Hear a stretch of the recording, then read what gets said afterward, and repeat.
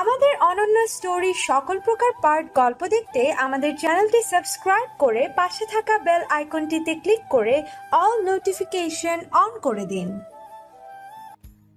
বিয়ের পর মেয়েদের ঘুম বেড়ে যায় নাকি?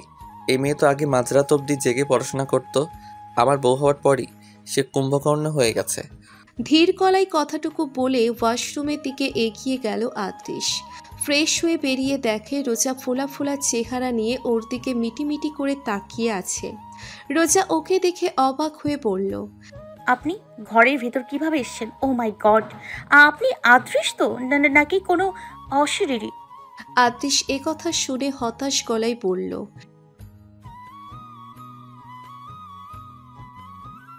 অশরীরীরা যে ওয়াশরুম ইউজ করে জানতাম না তো। রোজা একটু ভয়ার্থ স্বরে বলল, ওদের আনাগোনা ওয়াশরুমেই বেশি। সত্যি করে বলুন, আপনি কে? আদৃশ ওকে ভয় পেতে দেখে বলল, রিল্যাক্স, এটা সত্যি তোমার বর? বিশ্বাস না হলে পরখ করে দেখো।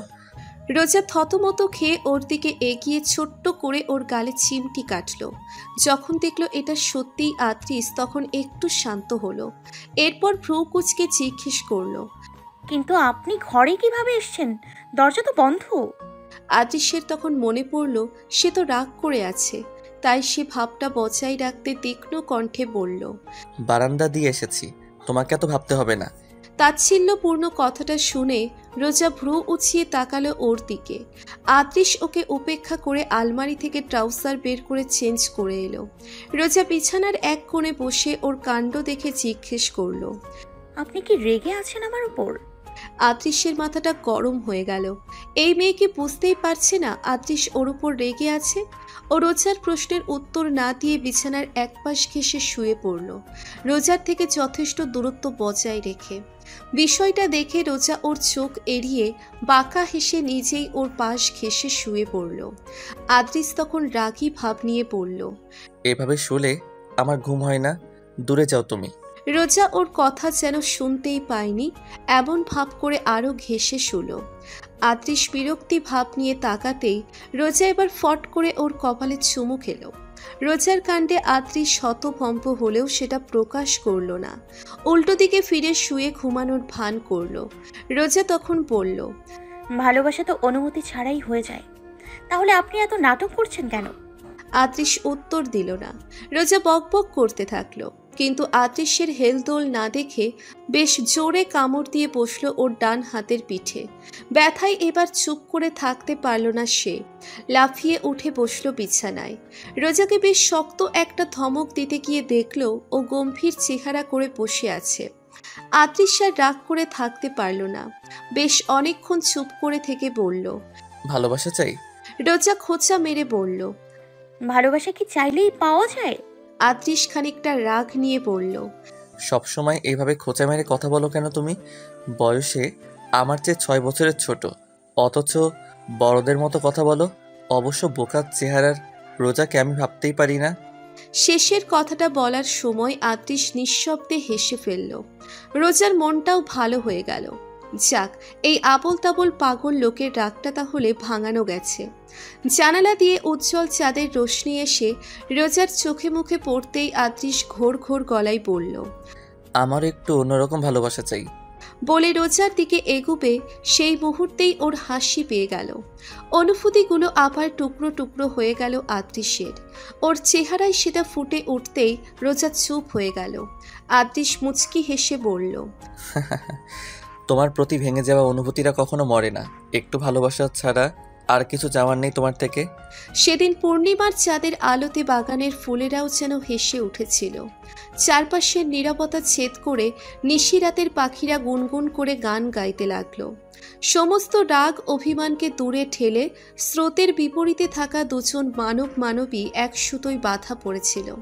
প্রতিটি অনুভবের হৃদস্পন্দনে তারা তাদের ভালোবাসার মানুষটিকেই খুঁজে নিয়েছিল। কিছু বছর পরের কথা, সময় চলছে তার আপন গতিতেই। সবার জীবনের মোড় পাল্টেছে। উৎস বাবার সাথে পারিবারিক ব্যবসায় যোগদান করলেও তার জীবনে কখনো কোনো মেয়ে আসেনি, বলা যায় সে আসতেই দেয়নি। এখন পারিবারিকভাবে তার বিয়ের কথা চলছে তার ক্লাসমেটের সঙ্গে, আর নেহা রিসুপি বসবাস করছে সিঙ্গাপুরে। আত্রিশ রোজা আছে দেশ থেকে দূরে, লন্ডন শহরে। তাদের সাথে আছে ফিহা, উচ্চতর ডিগ্রি নেওয়ার জন্য সে আছে দেশ থেকে বাইরে। আর ঈশার বিয়ে হয়েছে বছর 2 আগে, সেও সাংসারিক জীবনে বেশ সুখেই আছে। সবার জীবনের নতুন ছন্দ বেশ ভালোভাবেই উপভোগ করছে তারা। জীবন সুখপূর্ণ, এটুকু ভাবলে সত্যিই জীবন সুখের মনে হয়। সেইবার এক মনোমুগ্ধকর বসন্ত। পিচঢালা পথের ফুটপাতে শীতের মরা পাতার আনাগোনা চলছিল উত্তলভাবে। হালকা কুয়াশার শিশির কণা টুপটাপ ঝরে পড়ছিল ঘাসের ওপর। পার্কে সময় কাটাতে এসে এক বেঞ্চে বিগত দিনের কথাগুলো ভাবতে ভাবতে অতীতে ফিরে গিয়েছিল রোজা। ওর ভাবনার দীর্ঘ এই ক্ষণের সমাপ্ত ঘটে বছর 6 একটা বাচ্চা মেয়ের ডাকে। মেয়েলি কণ্ঠের ডাক শুনে রোজা উঠে দাঁড়ালো। শীতের পোশাকটা ভালোভাবে জড়িয়ে নিয়ে মেয়ের কাছে গেল সে। মিষ্টি হেসে মেয়েকে কোলে নেওয়ার আগেই আত্রিশ এসে ছোঁ মেরে বাচ্চাটিকে নিয়ে নিল। তারপর রোজাকে চোখ রাঙিয়ে বলল, আমার মেয়ের এমন গম্ভীর একটা মা হলো কেন বলো তো? রোজাও প্রত্যুত্তরে চোখ রাঙিয়ে বলল, কারণ তার বাবা পাগল, সেই তো জোর করে তার মাকে বিয়ে করেছে। আদ্রিস থতমত খেলেও সিরিয়াস ভঙ্গিতে বলল, এইসব মিথ্যে অজুহাত না দেখালেই নয়। থামো বাবাই, আমি জানি তুমি সব সময় মাকে বিয়ে করতে চাইতে, উৎস কাকু বলেছে। মেয়ে টুইঙ্কেলের ধমক শুনে আদ্রিস কাছুমাছু মুখ করে ফেলল, আর রোজা হেসে ফেলল, বলল, এবার বোঝা গেল তো কে মিথ্যে অজুহাত দেখায়। আদ্রিস মেয়ের দিকে তাকিয়ে বোকা বোকা হাসার চেষ্টা চালিয়ে বলল, মানে তোমার উৎস কাকু জানে না তো তাই? টুইঙ্কেল গম্ভীর গলায় বলল, মিথ্যা বলো না, আমার জুতার ফিতাটা ঠিক করে দাও, আমি হাঁটতে পারছি না। আদ্রিস তখনই মেয়েকে কোল থেকে নামিয়ে বেঞ্চে বসালো। খুব যত্ন করে জুতোর ফিতেটা লাগিয়ে দিল সে। টুইঙ্কেল বাবার কপালে চুমু খেয়ে বলল, থ্যাংক ইউ সো মাচ বাবা। আদ্রিসও হেসে বলে, ওয়েলকাম পিচ্চি। টুইঙ্কেল তীক্ষ্ণ চোখে তাকালো আদ্রিসের দিকে, প্রতিবাদ জানিয়ে বলল, আমি পিচ্ছি নয়, আমার বয়স 6 বছর, পিচ্ছি বলবে না আমাকে। সরি চাও এখনই? আদ্রিসের মুখের হাসি উবে গেল। কাছুমাছু চেহারা নিয়ে মেয়েকে সরি বলতেই রোজা হেসে ফেলল। আদ্রিস অসহায় ভঙ্গিতে মেয়ের আড়ালে গিয়ে হতাশ গলায় রোজাকে বলল, আমার মেয়ে সম্পূর্ণ তুমিটাই। এই বয়সে এত গম্ভীর বাচ্চা কিভাবে হয়? এত সিরিয়াসলি নিয়ে নেয় সব কিছু। ভালোবেসে পিচ্ছিও বলা যায় না, কি মারাত্মক ব্যাপার। রোজা ভ্রু উঁচিয়ে বলল, বলেছিলেন না আমার মতোই একটা ছোট্ট রোজা চান আপনি? এবার দেখুন, মেয়ে তো আমার মতোই হয়েছে। আপনার গম্ভীর বউ বাচ্চা নিয়ে এবার সুখে থাকুন। আদ্রিস মুচকি হেসে রোজার গালে হাত ছোঁয়ালো। ছোট্ট করে চুমু খেলো মা মেয়েকে। দুজন জড়িয়ে ধরে বলল, তবুও ওদেরকেই আমার চাই। হয়ে যাক আরও গম্ভীর।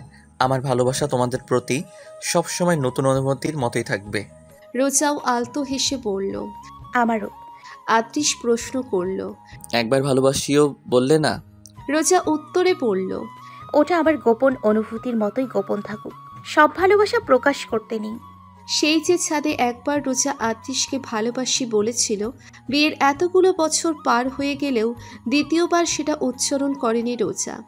আদ্রিসও আর জোর করেনি। সব ভালোবাসা প্রকাশ করতে হবে এমন কোনো কথা নেই। আদ্রিস বেশ অনেকক্ষণ মৌনতা অবলম্বন করে একসময় শান্ত স্বরে বলল, প্রকাশিত ভালোবাসা আবারও প্রকাশক। পৃথিবী জানুক আদৃশের অনুভবে তুমি আছো, আর সে আছে তার রোজানোর মনের গহীনে খুব যত্নে। ভালোবাসা খুঁজে নেবে সে একটু একটু করে।